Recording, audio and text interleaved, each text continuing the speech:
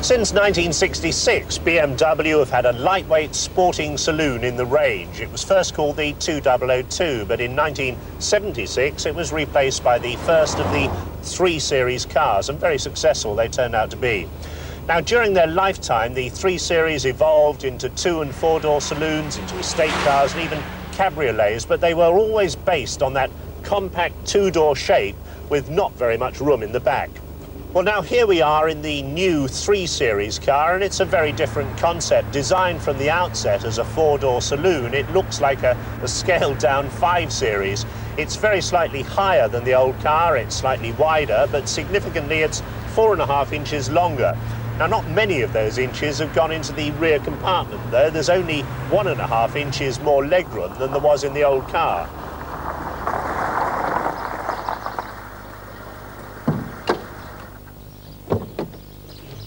BMW designers have taken advantage of the longer overall length to put the wheels closer to the corners of the car, and that's a classic solution for giving yourself better handling and poise. Also gives them the opportunity to do something rather clever here under the bonnet. They move the engine as far back as they can in the compartment to give themselves better weight distribution. Now, even though this is the 4-cylinder engine, even the 6-cylinder unit only comes to about here. And that gives them a tremendous amount of space at the front here to play with for crushability. Now, crushability is not at all the same thing as strength. In an accident, a designer is trying to achieve progressive energy absorption to slow the car down safely. So at low speeds, like this minor parking bump, no damage is done.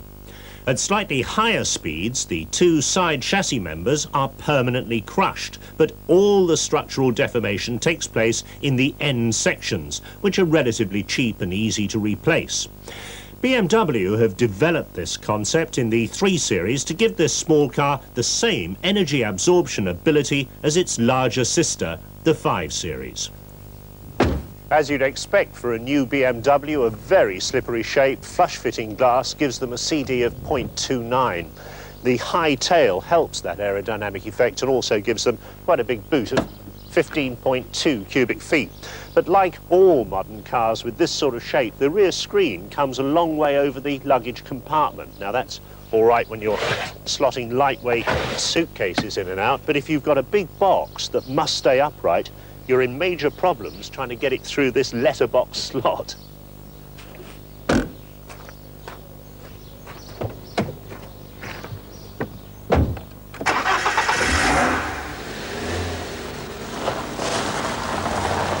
If the shape of the new car is different, then certainly the feel of it is very different as well.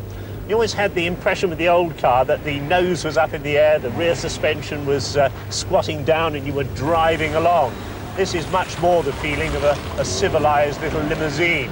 And that's reflected in the sheer quality of the trim material and the lovely BMW dashboard.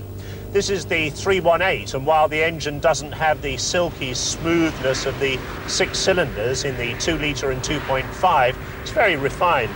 Drives through a beautiful 5-speed gearbox. There's very little road noise back from the chassis. The handling is very secure. In a straight line, it's very stable, and the ride on this longer wheelbase is truly excellent. It's always difficult to fully explore a car's handling on the public road. Here at the Shennington Kart track, there's no such problem. The point is that BMWs have always had a reputation for being somewhat tail-happy, especially in the wet. On a damp, tight kart circuit, we could find out in complete safety whether the new rear suspension, borrowed from the Z1 Coupe, had cured that problem. From our brief examination, it certainly seemed to have done. Coming into this first bend at normal road speed, steer the BMW round, holds its line, no drama. Coming in here a bit quicker, starting to sling it in, and I change my mind and back off. Car simply understeers and again, absolutely predictable. So let's try a real panic one, coming up to this tight bend, pretty fast, 45 miles an hour, reef it in. Just, you can hear the squeal of the understeer, and nothing happens at all. Of course, you shouldn't forget that even though it's just the 318, the BMW is still a powerful rear-wheel drive car, and if you really want to be silly and provoke it, it's possible to get it into fairly extreme attitudes, but as I say, you have to provoke it.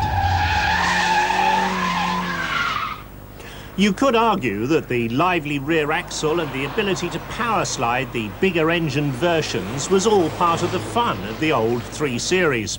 That's not to say that this car, with its more sanitised handling, is boring. On the contrary, you can cover the ground very swiftly indeed in it.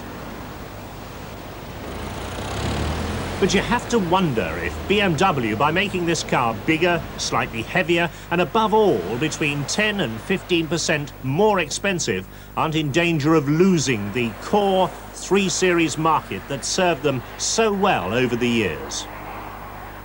So in summary, the BMW 318i is a good-looking car. They've paid a lot of attention to safety in the way it's built, and the handling's a lot more secure. But it suffers still from rather stingy rear legroom. That boot's a bit awkward to load, and it's got a distinctly less sporting character. All 3 Series BMWs are fitted with catalytic converters as standard.